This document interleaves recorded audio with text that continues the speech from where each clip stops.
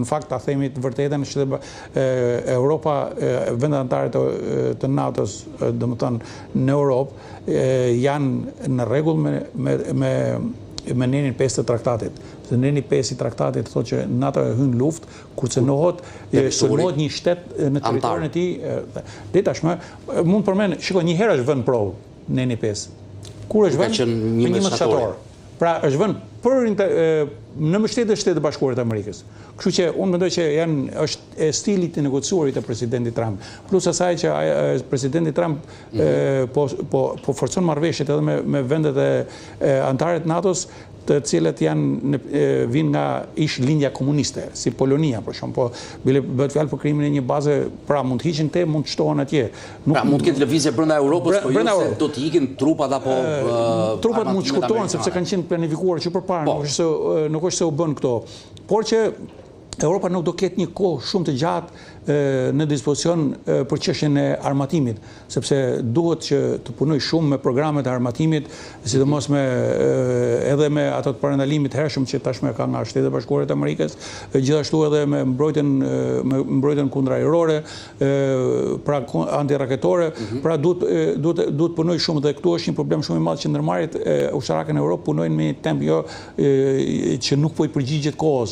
Bile edhe në Shtetet Bashkuara të Amerikës dhe presidenti Trump jo koti ka mbjell disa kompani nga këto dhe po mendon që gjithë ky deficit që u krijua në armatim, sepse është harxhuar armatimi i madh, edhe për Ukrainën, por edhe gjatë sulmeve në Iran, janë disa General Motors, disa kompani tjera, të cilët janë civile që kanë marrë porosi ushtarake tashmë për të prodhuar pjesë. Edhe për të rikuperuar atë që po ta shohësh fryn era lufte. Jo paqeje. Jo paqe, nuk edhe më saktë. Jo paqe, s'po themi lufte, po jo paqe. Jo paqe.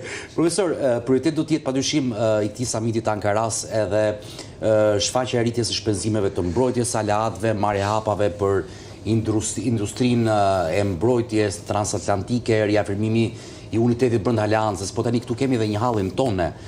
Trump ishte ai i pari që kërkoi vendeve anëtare të NATO-s të rrisnin në 2% shpenzimet e tyre ushtarake, ka një kërkesë tashmë për 5%.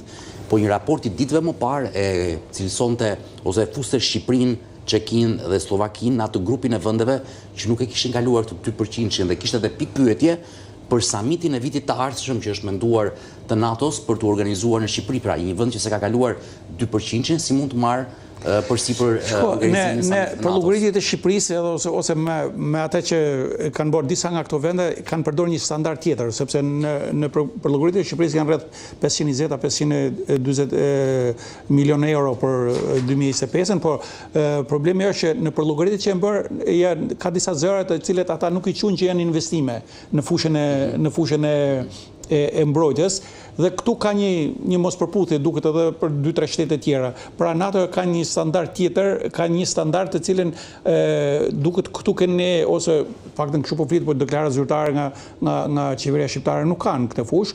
Gjithsesi unë po të them që ai summit jam i sigurt që do të zhvillohet. Këtu problemi është se ka që dhe një çështje lëvrimi kredie që nuk është llogaritur nga aleanca. Po pra është një kredi amerikane me 300 e sa milion në armatim dhe mbyllet ajo dyshimi për këtë e kalohet 2%. Unë nuk e diskutoj atë. Problemi këtu është që ky samiti i NATO-s mund të vendosë ca rregulla të reja. Ndakot samiti i Tiranës besoj se është i njoftuar dhe do të zhvillohet, po ka diskutime që tashmë që nuk ka pse bën samite të përvitshme. Nuk ka, sepse detyrat që po lihen dhe angazhimet që po merr nuk mund të realizohen dot brenda një viti. Dhe në një farë mënyrë ato pas e mund të bën nëse ka zhvillime të rëndësishme gjeopolitike apo ka në rast se lufte e tjera. Por edhe nëse kalohet një samiti për 2 vitshëm dhe jo i përvitshëm, ne na vjen radha, nuk na ikën radha. Po, unë mendoj që samiti i Tiranës besoj se do të realizohet, sepse ne i përmushim këto detyrimet dhe unë quj që do të jetë një zhvillim interesant dhe një diçka shumë e mirë për Shqipërinë, pastaj do të përqendrohet gjithë vëmendja botërore, gjithë mediat, do varet pastaj edhe nga vendimet që do merren. Thash, nëse samiti i Ankaras do dalë me një deklaratë të përbashkët, domethënë ku edhe Shtetet Bashkuara, por edhe pjesa europiane flasin për një vizion të përbashkët për të ardhmen e NATO-s, do jetë një fitore e madhe dhe pastaj besoj se është shtruar tapeti për samitin e Tiranës. Nëse këtu nuk do dilet me një deklarat, do thotë që sherri mund të mund të transferohet edhe në Tiranë pastaj vitin tjetër. Po gjithsesi deri vitin tjetër në Tiranë do ketë shumë ngjarje që na presin. Profesor, shumë faleminderit që ishit me mua në studio dhe ndam këtë bisedë së bashku, kënaqësi si gjithmonë.